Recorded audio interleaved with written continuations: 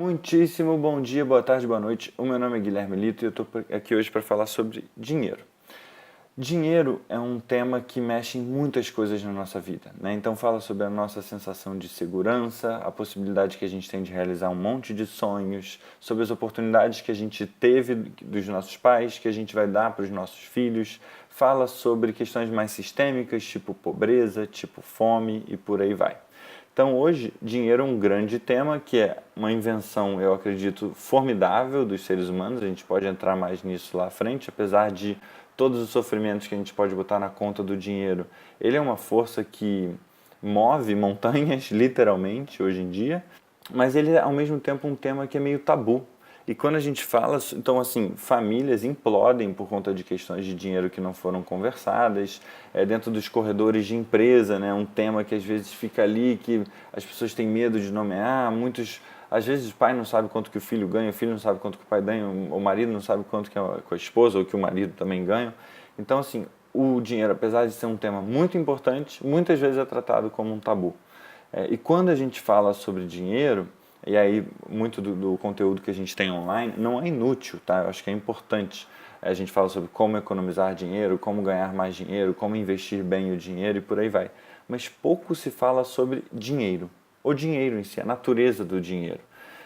E o que eu tenho visto nesse trabalho de empreendedorismo social, de negócios de impacto, nessa vontade da gente criar um mundo melhor para a gente, para os nossos filhos, é que o dinheiro é um tema que a gente pode trabalhar a partir de uma ótica que não está sendo muito explorada. A minha ideia é fazer um recorte aqui em relação ao dinheiro que eu acho que é útil para o nosso dia a dia, então não é só uma coisa técnica, nerd, para quem gosta disso, mas eu estou tirando fora muitas coisas que são importantes nesse tema tão complexo que é o dinheiro, um dos temas mais complexos que eu já me propus a estudar.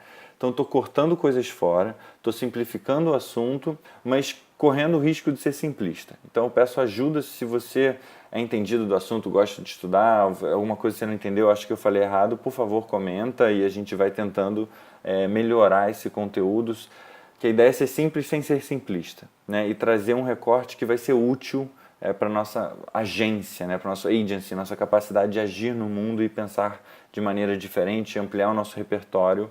E quando a gente pensa transformação do mundo, se é que eu posso usar essas palavras, eu acho que o dinheiro pode contribuir muito. Só que para a gente falar de dinheiro, a gente precisa, talvez, primeiro desfazer alguns mitos, né? Então, antes de entrar em todos esses projetos, a gente precisa entrar em coisas que podem parecer meio filosóficas, podem parecer meio, cara, por que você está falando do passado? Mas, na minha concepção, faz sentido a gente entrar nesses temas para a gente conseguir falar de futuro. Então eu vou falar sobre dois mitos. Esse vídeo é só sobre um mito e o próximo é sobre outro mito em relação a dinheiro. E esse mito é sobre como o dinheiro nasceu. Então eu botei aqui mito 1. O dinheiro nasceu como uma evolução do escambo. Esse é o mito. Então assim, está em livros, textos de economia, literalmente. Tem gente na universidade que está aprendendo isso. Tem textos do Aristóteles afirmando isso. Tem textos do Adam Smith em Riqueza das Nações, né, que propõe esse mito como verdade. Eu não acho que foi fake news, tá? No sentido de que o Adam Smith, maquiavelicamente, né, mal intencionado, inventou essa história para espalhar. Eu acho que ele realmente não tinha as informações que a gente tem hoje. Mas hoje nós temos informações para falar que isso é um mito. Ele já foi provado vez e outra por antropólogos, historiadores, economistas e por aí vai, depois do Adam Smith não estar mais entre nós, mas a gente insiste em manter esse mito vivo. Então, antes de falar por que a gente mantém esse mito vivo, vamos contar o mito, caso você nunca tenha ouvido. Então, talvez você, como uma criança genial, as crianças às vezes fazem perguntas simples que são geniais, né? Que a gente às vezes não consegue responder. Uma delas pode ser essa: de onde veio o dinheiro? Como é que você responderia essa pergunta? O que eu ouvi muitas vezes era assim, cara, imagina, lá atrás você tinha galinhas, né, que davam ovos quase todo dia. Aí o outro cara tinha vaca. Aí o cara chegava para você e falava, pô, eu quero uma galinha, ou eu quero um ovo aí da tua galinha. Aí você falava assim, pô, não vou te dar um ovo de graça, né? Me dá aí um pedaço de uma vaca. Aí ele vai falar assim, pô, mas eu não vou hoje matar uma vaca. Então, infelizmente, a gente não vai conseguir fazer essa troca. Mas, pô, eu tô querendo muito ovo. Eu falava assim, não, mas eu preciso de um naquinho aí da tua vaca, uma picanhazinha, uma fraldinha, o que quer que seja. E aí, como o escambo não poderia acontecer, a gente não conseguia fazer essa troca. Isso era um problema nessas sociedades antigas. E daí, então, a gente inventou o dinheiro. Né? Então, cara, eu não vou matar uma vaca hoje, mas deixa eu te dar aqui umas conchas, ou um sal, ou esse milho, ou esse trigo, e aí você pode ter isso, e mesmo que você não queira o sal agora, você pode trocar esse sal por alguma outra coisa que você precisa. Vai ver o outro fulaninho lá que tem vaca, vai matar a vaca e ele pode te dar um pedacinho da vaca dele em troca desse sal. E esse sal ele vai poder usar para trocar por outra coisa, para trocar por outra coisa. Então essa história é contada de diferentes maneiras. O que eu acho que é legal, que fundamenta ela, é a ideia de que a gente foi aos pouquinhos, né? No início todas as famílias queriam produzir tudo o que precisavam. Então eu tinha que saber construir minha casa, pescar, plantar, fazer arco e flecha, cuidar dos filhos, cozinhar. Eu tinha que saber fazer tudo. Na medida em que eu fui aprendendo que eu criava galinha melhor do que eu plantava, ou que eu construía a casa melhor do que eu cuidava de galinha, então fui me especializando nisso e eu comecei a trocar com a minha comunidade, com os meus vizinhos e tal, aquilo que eu fazia melhor por aquilo que eles faziam melhor. Então, na medida em que a gente foi se especializando, diz o mito, a gente foi capaz, como sociedade, de produzir mais. Faz muito sentido, né? Pelo menos para mim fazia muito sentido. E é lindo, assim, é uma história bonita, pacífica, de cooperação entre seres humanos, que conversa muito com a nossa realidade hoje. Então, realmente, hoje eu trabalho para fazer XYZ e eu troco o dinheiro que eu ganho para ter acesso a alguma outra coisa que eu não faço a partir do meu trabalho. Tudo isso faz sentido. Infelizmente, não é verdade. Ironicamente, talvez seja o oposto o mito. Não é que o dinheiro nasceu como resultado do escambo, é que o escambo pode ter nascido como resultado do dinheiro. Né? A gente tinha outras formas de se virar, outras formas de ter acesso a bens e serviços, na medida em que surgiu o dinheiro, na medida em que surgiu o comércio, na medida em que existia a transação, passou a fazer sentido. Eu quero comprar um ovo teu. Eu falo, não, eu estou matando uma vaca aqui hoje, você quer, ao invés de me dar dinheiro, eu te dou aqui um bife? Tudo bem, beleza.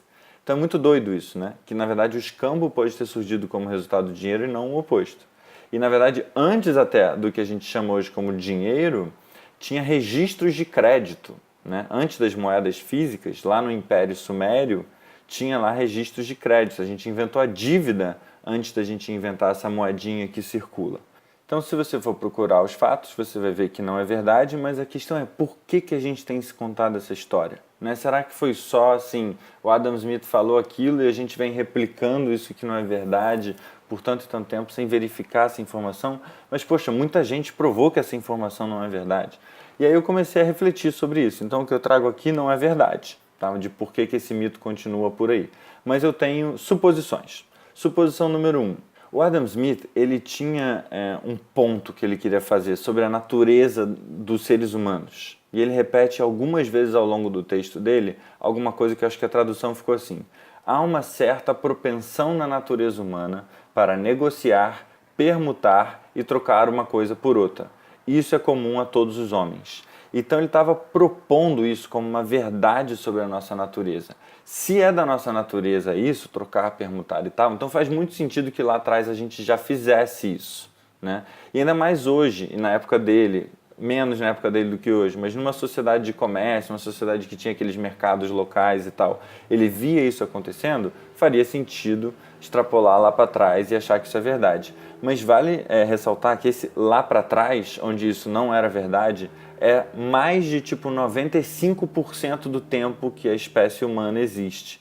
Então não é que há uns povinhos lá atrás e tal. É assim, na maior parte da nossa história, essa ideia de que a nossa natureza é de trocar, permutar, tarará, tarará, de escambo, né? Isso simplesmente não existia. Ou se existia na sociedade, nessa aldeia, nessa tribo, nessa etnia que seja, era muito irrisório, assim, era muito secundária essa vida mercantil. Eu não estou falando aqui que a gente tem que voltar para um passado utópico que nunca existiu. Eu não estou falando aqui que o mercado não é útil. O meu ponto é outro. O meu ponto é que isso não era verdade e que a nossa natureza humana, se é que a gente pode dizer assim, não é isso que o Adam Smith está propondo. Apesar da gente hoje estar nesse contexto, muito inserido num contexto mercantil e comercial. Então, o segundo motivo importante que eu acho que esse mito segue por aí é que existia, principalmente antigamente, um projeto da gente conseguir separar o que é economia do que é política. Se a gente consegue propor que o dinheiro veio desse lugar, ou seja, as pessoas estavam lá nas suas comunidades e tal, escambando, e de repente surgiu de dinheiro, né? Natural, surgiu dinheiro porque facilitou a nossa vida e tal, a gente exclui o Estado dessa conversa. Só que quando a gente vai ver a história do dinheiro, na verdade, o Estado foi quem criou o dinheiro, né? O Estado criou o dinheiro como a gente conhece hoje como maneira de conseguir arrecadar imposto e como maneira de conseguir financiar guerras. Então, o surgimento do dinheiro não vem de um lugar tão romântico da cooperação humana. Na verdade, o surgimento do dinheiro vem de um outro lugar e o Estado está muito implicado nesse surgimento do dinheiro. E não foi com pouco sangue, pouca guerra e com pouca repressão que o Estado obrigou as pessoas a usarem dinheiro, obrigou as pessoas a venderem o tempo delas no mercado de trabalho e os produtos dela no mercado. Então acho que é bem importante fazer essa distinção, porque senão a gente fica com essa visão romantizada do dinheiro. E aí o terceiro motivo que eu acho que é central, e talvez esse mais até do que os outros, para a gente continuar repetindo essa história do dinheiro, é que a gente quer respostas simples para as perguntas, né?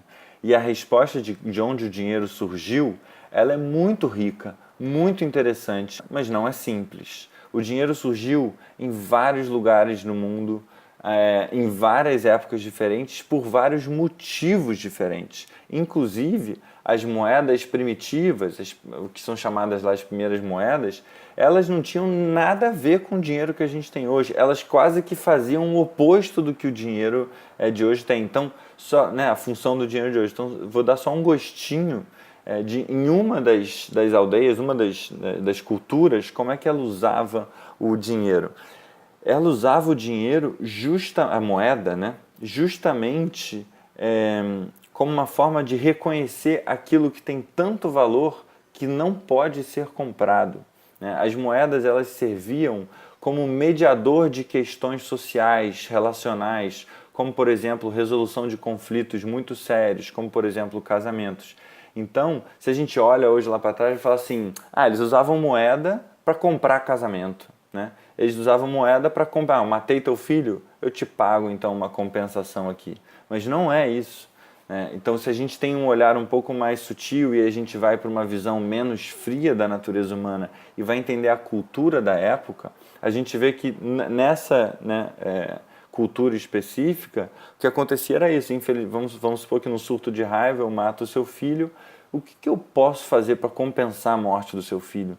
Não há comida que eu posso te dar, eu posso te dar todos os meus bens, mas isso não vai resolver essa questão, né? E aí, como uma maneira de simbolizar isso, né? De demonstrar para você que eu fiz algo tão bizarro que nunca nada material vai conseguir representar isso, vai conseguir me desculpar ou compensar por isso, nem mesmo se você matar o meu filho vai tirar esse buraco de dentro de você. A partir de todo um processo, um ritual que tinha um mediador de conflito lá, que não tinha esse nome, obviamente, fazia parte desse processo uma entrega simbólica de algo, que a gente hoje pode ler como uma moeda primitiva, para conseguir tentar reduzir, pelo menos, ou simbolizar o quanto que eu estou, não é em dívida, né, mas esse buraco que eu gerei entre nós, para tentar resolver minimamente, pelo menos simbolicamente, essa questão. Então, acho que um ponto crucial em relação à civilização humana, à história do dinheiro, é que na medida em que a gente foi crescendo, né, então na medida em que a gente inventou o dinheiro dessa maneira mais peculiar, que servia para financiar exércitos, servia para financiar a guerra, e aí os impérios iam expandindo e o dinheiro ajudava a manter essa coesão social. Na medida em que você chegava num novo... Eu sou um soldado, conquistei uma nova terra, tô lá, eu não tenho a confiança das pessoas que estão lá. Então, se eu quiser ter acesso a algo, eu não posso ter isso fiado, eu não posso pedir isso simplesmente como um filho pede para uma mãe alguma coisa e a mãe dá para ele sem esperar nada em troca. Como não havia essa confiança, o dinheiro veio para substituir essa confiança, né? Então, muito da coesão social que a gente tem hoje é devido ao dinheiro que traz essa fluidez para as nossas relações, porque eu não preciso confiar em você para fazer negócios com você. Porque se você traz dinheiro, eu confio no seu dinheiro, e é só isso que eu preciso. Então a gente consegue hoje, uma pessoa rica consegue hoje garantir todas as suas necessidades materiais, se excluindo completamente de qualquer relação de confiança, porque as pessoas não precisam confiar nela, as pessoas precisam confiar no dinheiro dela. E essas palavras, confiança, comunidade, são duas palavras muito importantes, porque na medida em que o dinheiro veio com todas as coisas boas que ele trouxe, com a sociedade de mercado juntos, são coisas diferentes, mas vieram juntos, a gente pôde substituir laços de confiança e comunidade pelo dinheiro. Então, que nem hoje você não precisa confiar no motorista do Uber, falava assim, não confie em estranhos. Você ainda não confia tanto no motorista do Uber, mas você confia nas estrelinhas que ele tem lá no Uber, na reputação que ele tem ali. Então você não precisa ter a confiança na pessoa, você pode ter confiança no dinheiro ou no mecanismo de reputação que tem. E isso é muito importante para a gente entender o mundo que a gente vive hoje. Acho que são pontos para ficar aqui em relação ao vídeo. O dinheiro não surgiu a partir de uma propensão natural à troca, e a gente vai falar mais sobre isso à frente, e nem foi um movimento separado do Estado. Inclusive, ele não precisa ser, o Estado não precisa ser o criador do dinheiro. Na real, hoje ele não é o criador da maior parte do dinheiro, a gente também vai falar sobre isso mais à frente, mas hoje o dinheiro que a gente tem, o real, o dólar que seja, o Estado, de alguma forma, ele pode até não emitir esse dinheiro, mas ele aprova, ele controla de alguma maneira, que você pode criticar, mas teoricamente ele controla. Mas ele não precisa ser assim. A gente tem 1000 outras formas de dinheiro que inclusive já existem, que não tem o Estado por trás dele. Outro ponto importante é que o dinheiro ele veio de alguma forma substituindo a confiança que a gente tinha no outro ser humano, então a gente não precisa mais confiar no outro, a gente pode só confiar no dinheiro, e também o nosso senso de comunidade. O dinheiro também trouxe coisas boas, tá? Mas eu estou aqui pegando os pontos mais críticos. E como vocês verão, essa palavrinha confiança é muito importante, porque hoje o que dá valor ao dinheiro é justamente a confiança que você tem nele. Pouca coisa mais do que isso. Então é isso. Por esse vídeo, vamos parar aí nesse mito. Espero que você tenha gostado. Isso é bom? Isso é ruim? Ah, Guilherme, você não concluiu muita coisa? Eu não acho que a ideia é concluir nada aqui. Seria muito pobre concluir alguma coisa, muito mais pobre ainda se fosse só se é bom ou se é ruim. Mas eu acho que é importante a gente ter esses pontos no nosso radar para os papos que estão por vir. Beleza? Você conhece alguma outra cultura que trabalha o dinheiro de alguma forma diferente? Você tem algum exemplo que você acha legal de compartilhar nesse sentido? Você discorda de alguma coisa que eu falei? Comenta, compartilha, assina aí o canal, vamos continuar trocando essas ideias, porque o mundão precisa muito da nossa ação consciente, com discernimento, e agir é até mais fácil, mas com consciência e discernimento, isso é o que a gente está tentando encontrar aqui. Valeu, muito obrigado então e até a próxima.